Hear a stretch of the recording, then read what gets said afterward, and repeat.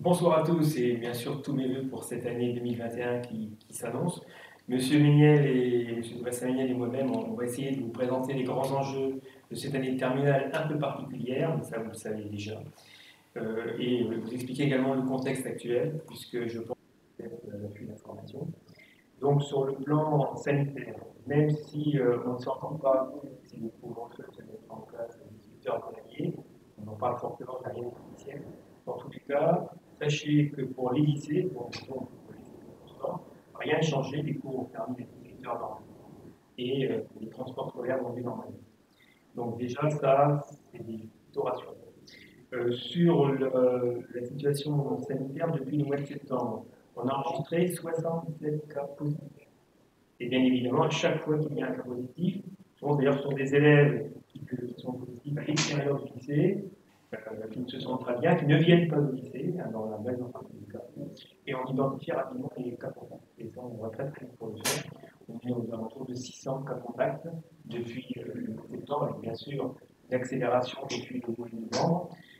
Et si on regarde bien à l'échelle départementale, au niveau des cas positifs, le lycée Paul Constant représente 13% de l'ensemble de tous les établissements comme primaire, collège. Donc on peut dire quand même que le lycée est particulièrement touché, mais que le protocole sanitaire a fonctionné puisque ça n'a pas entraîné des fermetures de classe généralisées, voire même parfois la fermeture de l'école. Donc le protocole fonctionne. Bien évidemment, il ne faut pas baisser la garde, continuer à porter le masque, mais ça fonctionne bien.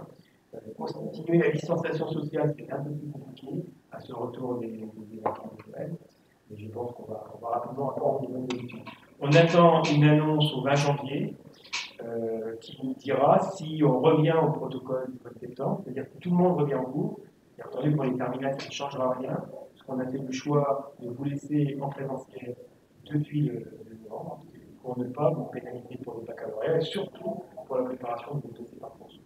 Donc on saura, mais pour vous ça ne changera rien, s'il y a des modifications au 20 janvier.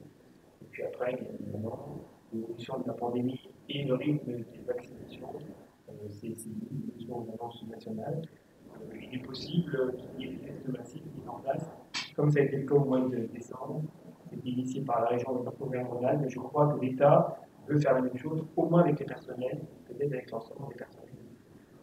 On a également été touché donc, au niveau national par les attentats. On a fait un exercice départemental de mise en sûreté au mois de décembre. Et donc on essaye, c'était initié par la préfète, on essaye bien évidemment d'avoir les bons gestes, les bons réflexes, et d'éviter le stress et tout de suite prendre la bonne décision, ne pas penser, et faire tout de suite ce qu'on doit faire. Mais bien évidemment, on est en exercice, on n'est pas en situation réelle. Moi, je demande bien sûr aux parents de bien vérifier auprès de leurs enfants, ou d'ailleurs aux élèves, parce que les adultes aujourd'hui, de prendre cet exercice très au sérieux. Là, on ne joue pas quand on fait des exercices de sécurité. On essaye d'être en situation réelle pour pallier n'importe quel incident qui peut survenir dans un établissement, et c'est possible.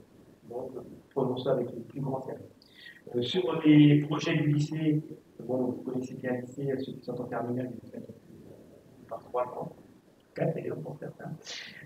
Bon, vous savez qu'on a travaillé sur des projets d'espace collaboratif industriel, d'espace collaboratif tertiaire. On va aller encore plus loin pour vous donner plus de, vous permettre de plus de vous approprier l'établissement. Alors, en ce moment, c'est pas simple, avec la crise sanitaire et toutes les mesures qu'on est obligé de prendre. J'espère, mais pas sûr du tout, puisqu'on a pris aussi du retard suite à cette crise sanitaire, que vous ferez et que vous pourrez tester les cartes qui vous permettront d'avoir un libre accès partout, y compris à des services dans la ville. Mais pour l'instant, on est encore assez loin de ce projet. J'aurais bien aimé le mettre en place sur votre promotion sur 2020-2021. En tout cas, le lycée maintenant est sécurisé, on rentre au portique avec une carte. Cette carte-là, j'espère qu'à terme, elle pourra vous donner de nombreux autres services, hormis rentrer dans le lycée et passer à la restauration. Donc sur le baccalauréat, bon, bien évidemment, vous avez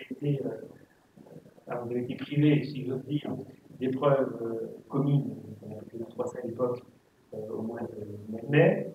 Il n'y aura pas d'épreuves communes non plus cette année. Donc on est sur un contrôle continu qui va représenter 40% de vos résultats, 40% de notes en baccalauréat, et 60% en notes globales. Donc pas d'épreuve commune, mais toutes les notes comptent.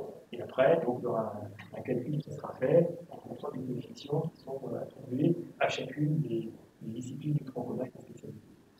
Donc, toutes les notes comptent. Reprenez cette année très au sérieux, puisque 40% du bac, je ne dis pas que ça donne le baccalauréat, mais ça peut peut-être empêcher de ne pas être. Donc, c'est à prendre très, très au sérieux. Alors, bien évidemment, si on fait le calcul sur première et sur terminale, on dit 3 épreuves que l'on a vues, et on aurait temps pour jamais vu. Vous êtes les premiers à expérimenter ce baccalauréat 2021, nouvelle version, la première promotion, et force est de constater que ça n'aura pas été bonne. Ça a quand même un avantage, c'est que souvent, pas tout le temps hélas, les jurys en tiennent compte. Donc sur les informations précises à vous donner, on va laisser la parole à M. Miguel qui ira plus en détail à la fois sur le calendrier, notamment mais aussi sur les épreuves. Donc les évaluations communes sont annulées, ça c'est clair, ça a été annoncé le novembre. Donc moyenne des bulletins scolaires de première et terminale prise en compte à la fin de en mars 2021, vous aurez une date exacte, les épreuves de spécialité par contre sont maintenues, mais elles vont être adaptées. Et donc, pourquoi mi-mars 2021? Tout simplement pour que ces notes puissent être prises en compte dans votre dossier Parcoursup. C'est la raison pour laquelle on les a placées si tôt. Il est possible d'ailleurs qu'ils deviennent après une règle établie. Donc, les épreuves vont être adaptées pour être certain que vous soyez interrogé sur des sujets que vous avez étudiés en classe. Puisqu'on sait bien que ça a été compliqué, et peut-être d'ailleurs moins aux épaules constantes dans certains autres lycées, on a une alternance. Donc deux exercices à deux sujets ou deux exercices au choix. Vous seront proposés. Vous aurez le choix de l'exercice, ce qui d'ailleurs devrait un peu vous rassurer, parce que vous pourrez choisir quelque chose que vous avez. Et puis, bien entendu, tout ce qui va être de référencer les compétences attendues, connaissances attendues, vont être publiés très rapidement. Je crois que vous avez déjà fait. Vous pouvez déjà savoir exactement quelles sont les pour ceux qui ne pourraient pas assister à cette épreuve de spécialité, pour raison bien sûr en cas de force majeure, parce que souvent c'est la raison médicale, mais pas seulement. Ça peut être d'autres raisons. Ils sont des cas de force majeure. Il y aura une épreuve de remplacement au mois de juin. Donc, mais par contre, bien évidemment, pour cela, ça n'apparaîtra pas sur le dossier parcours. Donc, toutes les notes comptent. Que puis-je vous dire de plus?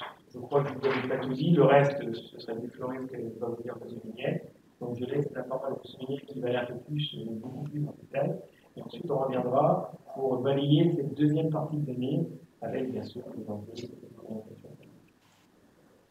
Bonsoir à toutes et à tous. D'abord, je vous souhaite le meilleur vœu pour cette année 2021.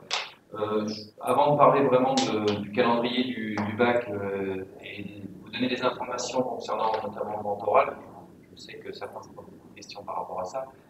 Juste un petit tableau très rapide pour vous présenter un petit peu la structure de cette année au niveau de l'établissement. Au niveau de la partie générale et technologique, nous avons 880 élèves, comme voilà, je pense que la diapositive arrive. 880 donc, élèves sur l'ensemble du lycée général technologique, 288 pour ce qui concerne la partie terminale. Voilà, simplement ce petit diagramme coloré pour vous montrer qu'effectivement nous avons les deux voies représentées à peu près à armes égales, si je puis dire, à hauteur de 54 et 46%, qui révèle bien l'identité de notre établissement, bien ancré, comme je le disais, sur ces deux jambes, de la voie technologique et de la voie générale. Pour ce qui concerne la répartition de nos élèves, donc les choix qui ont été portés cette année, dans la diapositive suivante, on retrouve donc les 6 spécialités, avec très nettement les sciences en tête, mathématiques, physique, physique-chimie et sciences et la Terre. Malgré tout, on a une bonne résistance, d'une certaine façon, de la matière d'une spécialité un petit peu plus large et littéraire qu'est l'humanité, littérature et philosophie. Et puis on retrouve également des élèves qui ont maintenu, pour leur choix d'orientation, les sciences de l'ingénieur, 13 élèves, et le numérique et les sciences informatiques à hauteur de 11 élèves. Quelques autres diapositives, surtout pour vous dire que l'avantage de ces spécialités, c'est qu'effectivement, on arrive à avoir des enseignements. Pardon, j'oubliais juste une information effectivement d'indiquer d'abord la voie technologique. J'étais sur le général, je passe à la voie technologique, excusez-moi. Donc nous avons 162 élèves sur la partie technologique qui sont représentés cette année 6 classes. Nous avons 3 classes de STMG qui sont représentées cette année. C'est une classe qui s'est ouverte un petit peu tard durant le mois de septembre. Donc 2 classes de STI 2D, une classe de STL, de 25 élèves, et puis donc, comme je viens de le dire, 3 classes en niveau de la STMG. J'en viens donc à ce que je voulais vous dire juste précédemment, à savoir que l'avantage de la réforme, d'une certaine façon, avec ces spécialités, c'est qu'on peut retrouver, je dirais, un accompagnement de qualité. C'est pour ça que je vous ai mis 2-3 diapositives qu'on va passer très très vite, mais c'est pour vous montrer surtout les effectifs que l'on retrouve. Alors pour la STI 2D, la filière industrielle, architecture et construction, vous voyez, on a un groupe de 13 élèves. Au niveau de l'innovation technologique, 20, l'énergie et l'environnement, 8, et les systèmes d'information numérique, on est sur 14 élèves. Donc vous voyez un taux d'encadrement qui est quand même très intéressant. On retrouve la même chose dans la dernière diapositive qui concerne la structure de l'établissement. Au niveau donc, de la STMG, puisque nous avons 11 élèves qui suivent gestion et finance, 20 la mercatique et 8 pour les ressources humaines. De la même façon, en STL, nous avons 16 élèves qui suivent le biocube, ce qu'on appelle biologie, biochimie, biotechnologie, et 9 qui suivent les sciences physiques et chimie de laboratoire.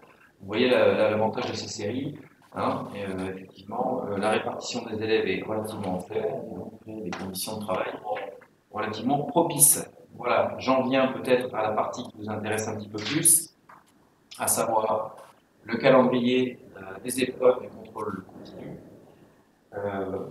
Nous avons, évidemment, M. Boucher vient de le dire, nous n'avons pas cette année d'épreuves communes en terminale. Il n'y en a pas, il n'y en aura pas non plus en première. Les notes donc, de la 3e série d'épreuves communes sont remplacées donc par une moyenne. Les notes en contrôle continu sur les 4 matières qui représentent le tronc commun, on va dire, les 2 langues, l'histoire-géo et l'enseignement scientifique pour ce qui est de la partie générale, et les mathématiques pour ce qui concerne la partie technologique. Ces 4 matières, elles seules, représentent 20% du baccalauréat sur l'ensemble des 2 années. Alors évidemment, dans le cadre du protocole sanitaire et des difficultés qu'on connaît actuellement, évidemment l'enjeu du travail quotidien est quasiment doublé, puisqu'il n'y aura pas d'épreuves communes qui permettraient de compenser d'éventuelles faiblesses au niveau du contrôle continu. Voilà, donc petit message aux élèves, de manière à ce qu'ils restent très investis sur cette année de terminale.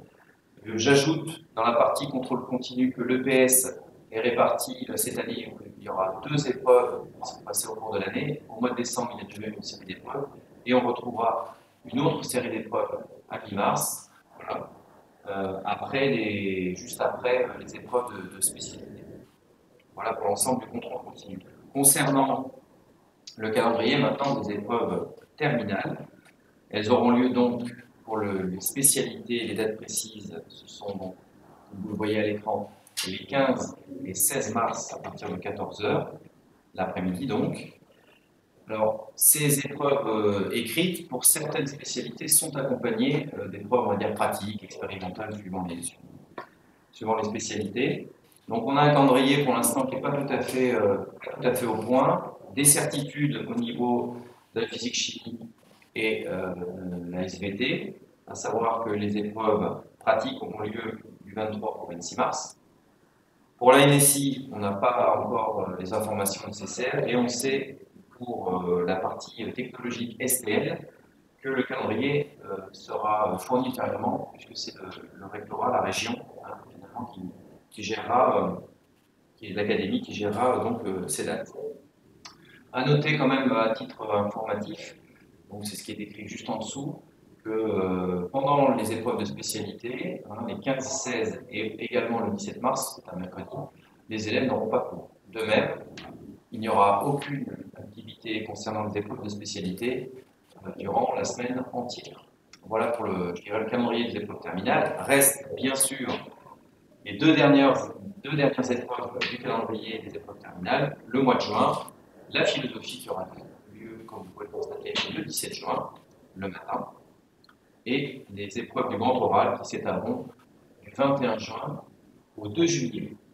Les résultats, comme c'est indiqué, paraîtront à partir du 6 juillet, et les épreuves, évidemment, de rattrapage auront lieu dans la foulée. Je vous ai mis un petit encart juste en dessous, pour remettre en mémoire un petit peu peut-être des choses que vous savez déjà, qu'un élève qui évidemment est moyenne peut aller au rattrapage, et que ce rattrapage consiste en deux épreuves orales qui portent sur des épreuves écrites de départ, donc le français, la philo, les enseignements de spécialité, les deux enseignements de spécialité.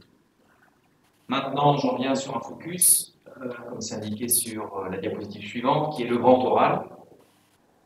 Alors, deux parties là-dedans. Tout d'abord, de quoi il s'agit, le contenu. Vos enfants vont préparer tout au long de l'année, ont certainement déjà commencé, vont préparer deux questions qu'ils vont pouvoir articuler en fonction des spécialités qu'ils utilisent.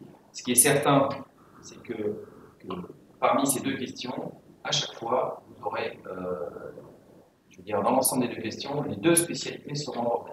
On pourra imaginer qu'on a une spécialité A dans une question, une spécialité B dans une question, ou alors à la fois la spécialité A et la spécialité B dans une même question.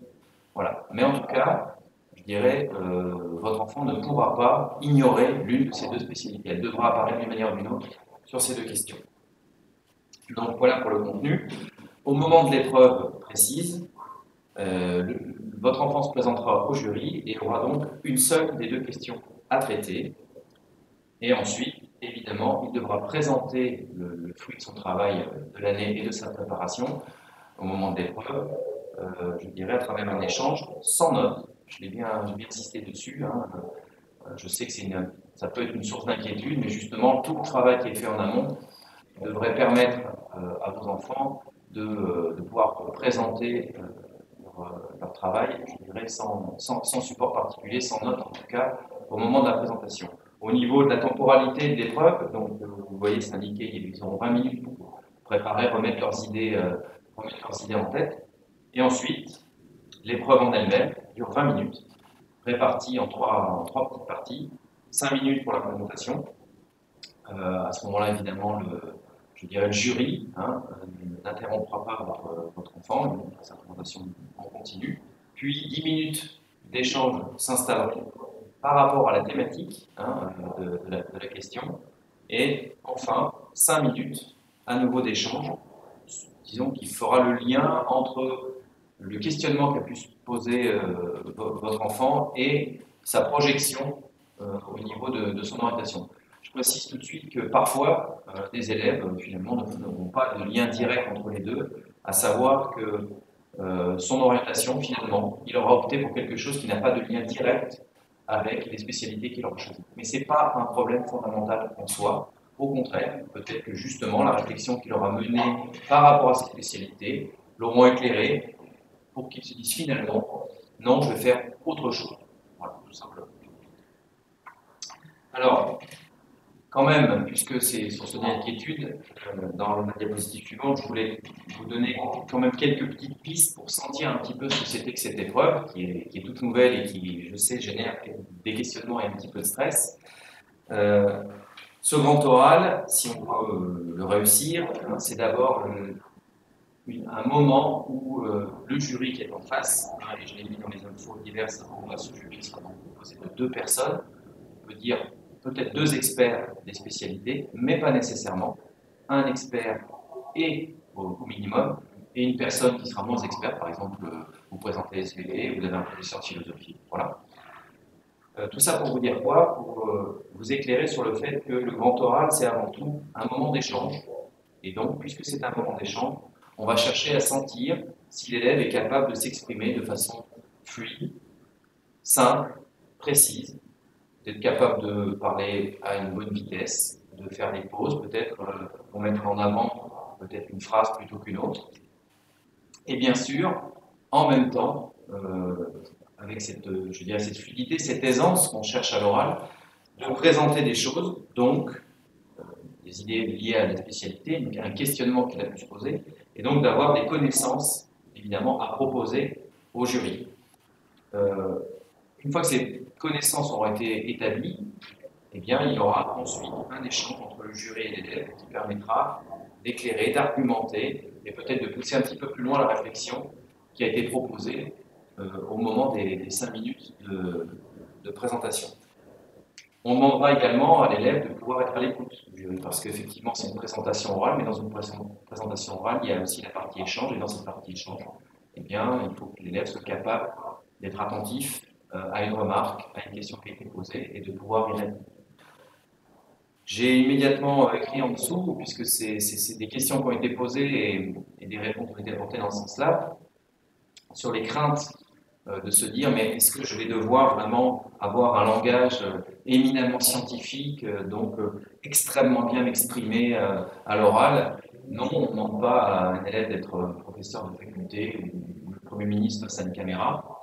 Hein, on demande simplement à l'élève d'être capable de bien s'exprimer. Donc ce n'est pas, ce que j'écris en dessous, ce n'est pas un concours d'éloquence.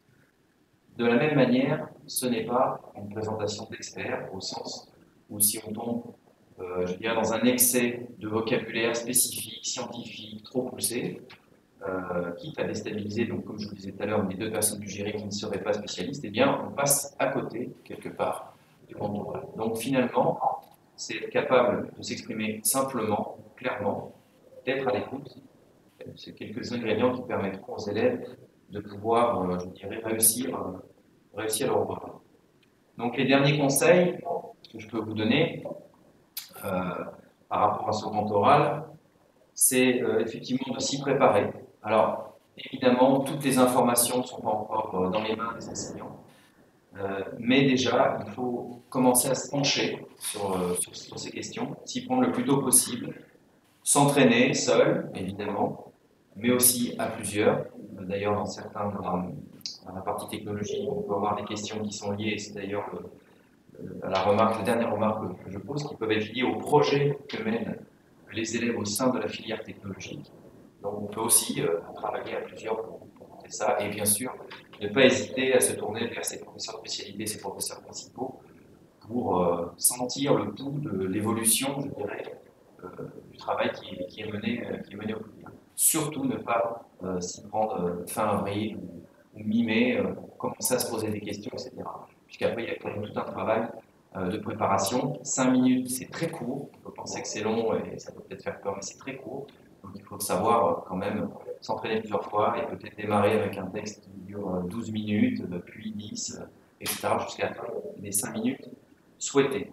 Voilà, pour l'heure, donc on devait préparer présenter cette présentation au mois de décembre. Il était question de l'inscription au bac. De ce côté-là, la dernière partie de ma dernière diapositive n'a pas d'intérêt particulier, puisque, fort heureusement, tous nos élèves de terminale se sont bel et bien inscrits aux épreuves, et donc vont pouvoir maintenant se tourner vraiment vers elles. Voilà, je vous remercie.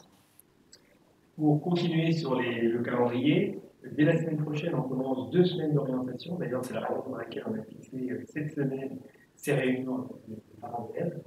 Et donc là, les psychologues de l'éducation nationale passeront dans toutes les classes de terminale pour expliquer le dispositif Parcoursup. Et là, bien entendu, malgré que la plateforme soit très très bien faite, n'hésitez pas à poser toutes les questions qui vous semblent nécessaires. Et puis, on pense également aux parents, puisque Parcoursup, c'est aussi fait par les parents. Les études supérieures, on sait très bien que parfois ça coûte cher. Et les parents doivent s'investir non seulement sur le plan financier, mais aider à trouver l'appartement, gérer les moyens de transport, etc. Donc c'est aussi l'affaire des familles, bien évidemment. Donc le directeur du centre d'information d'orientation, M. Calbirou, M. Méniel et moi-même, on vous présentera aux parents toutes les astuces et comment s'y retrouver sur cette plateforme qui, je pense, maintenant fait ses preuves, sur lesquelles il y a quand même besoin d'une petite préparation. Avant les vacances d'hiver, et ça je le conseille aux élèves de terminale, j'aimerais bien, par confort et par sécurité, que les élèves aient accès au moins un vœu sur Parcoursup, plus un vœu contrôle. Alors, j'ai une expérience assez, pas douloureuse, mais une expérience l'an dernier, où on a fait les dernières inscriptions sur Parcoursup, dès 22 heures, et le site fermait à minuit. Donc, heureusement, les professeurs principaux se sont mobilisés. On a eu 3 ou 4 élèves qu'on a inscrits dans un temps très très limité. C'est dommage, on pensait qu'on a 2 mois et demi pour pouvoir ça. Donc, ce vœu de confort, en plus, ça rassure. Parce que plus on approche de l'échéance, plus on se pose des questions et parfois on s'en pose tellement quand on s'inscrit. Les conseils de classe donc, auront lieu le 8 et 9 mars. On va les caler sur 2 jours pour les terminales générales et technologiques. Et là, on émettra un avis sur vos vœux par contre. Et il y aura la présentation du proviseur qui suivra. Le proviseur, le président du conseil de classe, qui nous donnera les règlements pour la terminale. Et puis, on prendra en compte l'engagement des lycéens. Alors, ça peut être l'engagement comme délégué de classe, ça mérite d'être souligné dans un métier. Ça peut être l'engagement comme élu CVL, conseil délégué, ou ça peut être un engagement d'un élève qui s'est particulièrement investi, par exemple, contre l'harcèlement, ou plein d'autres choses. On a beaucoup d'élèves qui s'engagent dans ce CC, et on va essayer d'en oublier aucun. Alors, en principe, c'est le travail des conseillers principaux d'éducation qui nous signalent tous les élèves qu'on doit valoriser. Le 11 mars, donc après le 9 mars, conseil de classe, 11 mars, date limite des vœux par contre. Alors après, vous aurez du temps pour finaliser votre dossier. Mais là, ce sera la date limite des vœux, on en rajoutera. Bon, évidemment, on pourra bien sûr peut-être supprimer si vous le souhaitez, mais pas encore. Donc les épreuves de spécialité, je vous l'ai dit, 15, 16, 10, enfin 15, 16 mars surtout. Et le 8 avril, pardon, finalisation du dossier. Donc entre le 16 mars et le 8 avril, les correcteurs auront corrigé vos copies, pas corrigé vos copies, et on pourra, les établissements d'enseignement supérieur auront bien évidemment les notes de spécialité. Alors, tout ça, ça sera plus, bien sûr. Alors, quels sont les deux enjeux majeurs en fonction du porte ouverte? C'est obtenir le baccalauréat, bien sûr, ça c'est une façon principale. Le baccalauréat étant le premier grade universitaire, sans ce grade universitaire, vous ne pouvez pas rentrer en université. Et puis, Parcoursup. Parcoursup, là c'est carrément un choix de poursuite. Et on ne peut pas trop se tromper. Donc c'est un travail qui a été engagé sur l'année première, mais pas dans les meilleures conditions, avec bien sûr ce confinement qui nous a interrompu. On a continué, et c'est pour ça qu'on vous a gardé en classe entière jusqu'à présent, on a continué à alimenter tout au long de ce début d'année, et on arrive à la moitié d'année. Vous êtes presque fini votre parcours, presque déjà à pied à l'université. Et donc là, on va vous accompagner encore davantage, même si sur ce que j'ai vu vos conseils de classe, je parle du contrôle de M. Miel, 90%, je pense que là, les projets d'enseignement sont aboutis, mais en même temps sont réalistes. Et c'est surtout ça qui est abouti et réel. Alors, si on résume un petit peu aux parents et aux élèves qui seraient là, vous êtes en train de finaliser un parcours. Vous êtes rentré en petite section de maternelle, vous avez 3 ans, 4 ans, vous voyez section, grande section, école primaire, collège, lycée. Le parcours premier degré, second degré, c'est 15 années de votre vie, 15 années. Et là, vous arrivez au bout de ce parcours. Et ça sera à la fin de la première partie, qui sera sanctionné, le mot positif, par un baccalauréat, technologique, général, peu importe. Et là, s'ouvrira la deuxième partie, et qui sera d'ailleurs la première partie de votre vie. Donc, je pense que ce n'est pas le moment de flancher. Même si vous avez eu 2 années difficiles, une année de première difficile, et c'était difficile pour tout le monde, et même si cette année, ce début d'année, n'était pas ce qu'on imaginait, on pensait pour le groupe de conditions, et vous accompagner dans d'autres conditions, et ne pas vous obliger à mettre des masques, etc. Même si il y a encore des incertitudes jusqu'au printemps, voire après, certaines personnes disent que ce ne sera pas arrivé avant l'été, ce n'est pas le moment de trancher. Je pense que vous avez fait plus dur. Donc si sur les 3 mois qui restent, parce que les 3 mois pratiquement, et puis après on n'arrive pas aux épreuves finales pour 4 mois, c'est pas le moment de dire lâche tout, on n'y arrive pas. Et je sais qu'il y a des élèves, hein, d'ailleurs on les suit de près, et on l'a vu pour les inscriptions. Ils se sont inscrits à la dernière limite, après X coups de téléphone. C'est pas le moment d'abandonner. Le baccalauréat, c'est vraiment le sésame, le passeport pour continuer. Et ce serait vraiment dommage de ne pas l'avoir quand on voit le taux de réussite. Voie générale, on a 97% des voies technologiques, on a de 90%. Donc, il n'y a pas de raison, que vous ne soyez pas baccalauréat, si vous êtes sérieux, dans un contexte où les jurys devraient, bien devraient, parce que je reste prudent après l'épisode de l'an dernier, devraient être clés. Bien entendu, il y a des personnes qui vous entourent, vos premiers chefs, vos proches, vos parents, bien évidemment, mais aussi les deux professeurs principaux de la classe. Qui font un gros travail, qui font un travail très personnalisé et qui vont non seulement vous aider, vous accompagner à remplir vos dossiers, et peut-être vous donner des informations sur ce qui se passe après le bac. Associez vos parents, enfin les parents sont là bien sûr, je pense que vous devez être associés au choix, puisque vous êtes, comme je vous l'ai dit, les premiers concernés. On sait très bien que l'enseignement supérieur c'est compliqué, surtout quand on quitte la ville dans laquelle on est secondaire, surtout à Clermont-Ferrand, Paris, Tours, Étienne, etc. Et là, c'est dur pour les étudiants. Et souvent, ce sont les parents qui aident à gérer au moins la première année, sinon même les 2 premières années. Et donc, le rôle des parents est très important. En amont, pour préparer le départ, et puis à l'arrivée, pour essayer de faire en sorte que ça se passe bien. Et tout seul, dans une ville qu'on ne connaît pas, si on n'a pas d'amis, c'est souvent un peu difficile. Bien gérer le temps, puisque là, je n'aurai pas que le temps pour gérer, parce que il y a encore du temps pour travailler, préparer les épreuves, mais ne pas gaspiller notre temps, le gérer. Notamment le temps hors temps scolaire. Le temps scolaire, bon, professeur, hors temps scolaire, là, c'est votre affaire. Et puis vous astreindre, je pense, une discipline de travail. Pourquoi? Parce que dans l'enseignement supérieur, dans tous les cas, ça va être acquis de votre vie. Donc, plus vous aurez cette discipline en amont, je pense que plus vous serez prêt, en certains le sont déjà parfaitement bien, plus vous serez prêt pour l'enseignement supérieur et plus vous serez efficace. Alors, les informations sont partout. Bien sûr, il y a les psychologues d'éducation nationale, M. Mendel et moi-même, qui on peut vous conseiller, on a une petite expérience maintenant dans le domaine, bien évidemment, les conseillers principaux d'éducation, vos professeurs principaux, mais les sites. Vous avez par exemple le site EduScol, avec de nombreux méthodes qui vont vous permettre d'avoir les informations précises que vous souhaitez. La gestion Parcoursup, là, c'est pareil, c'est une mine d'or. Vous avez des informations qui vont parfois à la rémunération que vous pourrez avoir dans tel ou tel métier. Vous avez le site qui vous est consacré, qui s'appelle www.terminal2020-2021.fr, site de référence pour les élèves de terminale. Jetez un coup d'œil sur ce site. Les nouveautés, renseignez-vous sur les nouveautés. Et là, je sais que pour les parents, souvent, c'est aussi compliqué.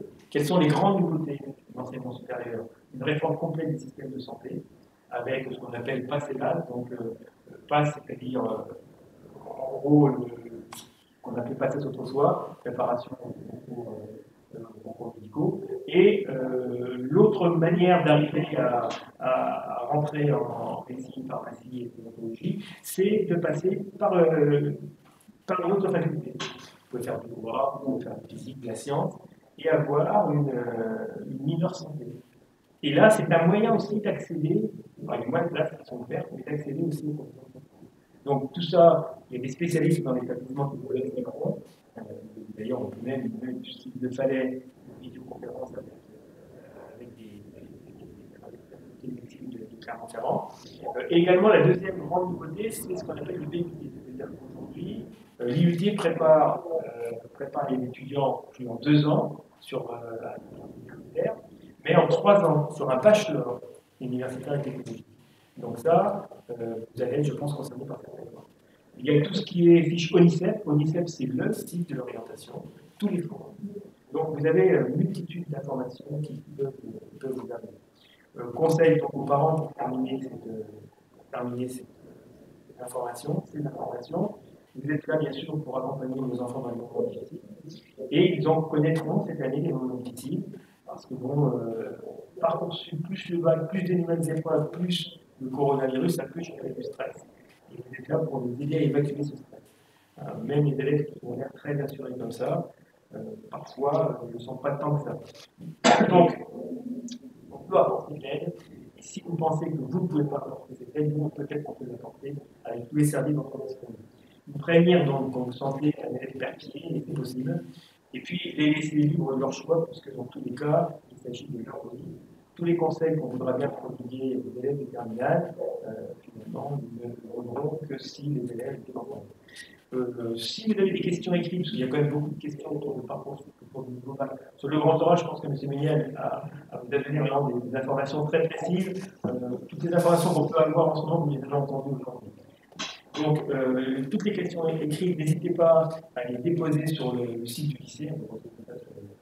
Sur l'adresse électronique du lycée, ça sur le site et sur le lycée. Et puis le diaporama qui vous a été présenté va vous être bien entendu adressé sans si vous voulez les informations nécessaires. Bon, les informations dans tous les cas, vous les trouverez. Il ne faut pas non plus se noyer dans l'information. Par contre, il est certain que si on a un projet de poursuite d'études qui commence à être très défini avec et ou un projet de métier, ça aide à être motivé pour la poursuite et pour la fin de cette année, qui sera la fin de votre scolarité au lycée. On sera content de vous voir partir parce que vous aurez le bac, mais on sera aussi content de vous voir revenir parce qu'on va prescrire, de voir nos anciens élèves. Je vous remercie, vous êtes une excellente soirée. Je vous remercie d'avoir été attentif à une heure tardive un vendredi soir, pour ceux qui ont été là. Bonsoir à tous et à toutes.